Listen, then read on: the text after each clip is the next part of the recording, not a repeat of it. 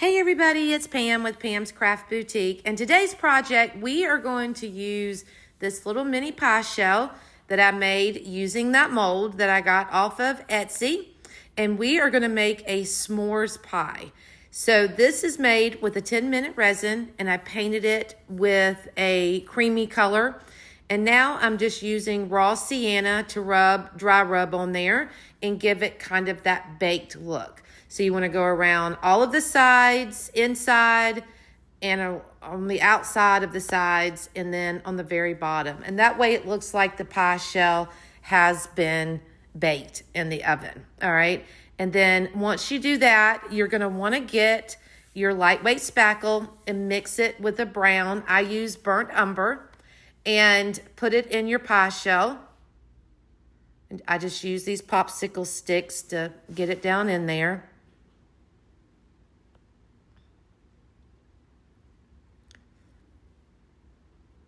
And then once you get that, I kind of swirl it around and make sure I have enough. And you want it so it gets to the very top without going over the edges, okay?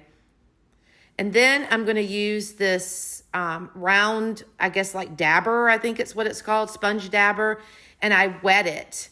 Not so it's sopping wet, just so it's a little damp. And use it to pounce on my spackle to flatten it out. And that way everything looks nice and smooth. And I see on one little side here, there's a little bit of a lower section or lower part. So I'm added some more and just using the sponge dabber that's a little wet and just kind of pouncing it down. So this is cork that I get off of Amazon. If you would like a link to it, let me know. I can get that for you. You get a whole bunch, very inexpensive. Or you can go to Dollar Tree and get some. Theirs is a little bit thicker and it crumbles a little bit more. This is pretty good quality cork, and I like to use it to make my little s'mores. When I do a s'mores drink, and I use it in that and a couple different things. So it's sticky on the back. So I cut two pieces the same size and stick the two sticky parts and put the two sticky backs together, and I make two different ones. So it's 4 squares total, 2 different ones, the top and the bottom. And now I'm using Crayola Model Magic, the white. I like to use this for my marshmallow, if I make a marshmallow or the inside of the s'mores. It's not as it's not as soft as a foam clay, and it's more durable, and like marshmallows hold up a lot better. So I always use this for my s'mores. And then I'm going to use a chocolate or a brown glue stick. Now, these are kind of my backup glue sticks because I ran out of the ones I really like. These are very stringy, but the ones I normally get, I ran out of. And if you'd like a link to those, comment in the comment section below, and I'll get those for you. The ones I normally use are really, really good, but these will do in a pinch. They're kind of my backup. And now I'm going to use Model Magic. I'm going to make some really tiny marshmallows so I can use them in my pie to finish it up. So we're going to make some marshmallows, some real little ones. But the Model Magic, when you make marshmallows with it, it holds its shape. I don't know.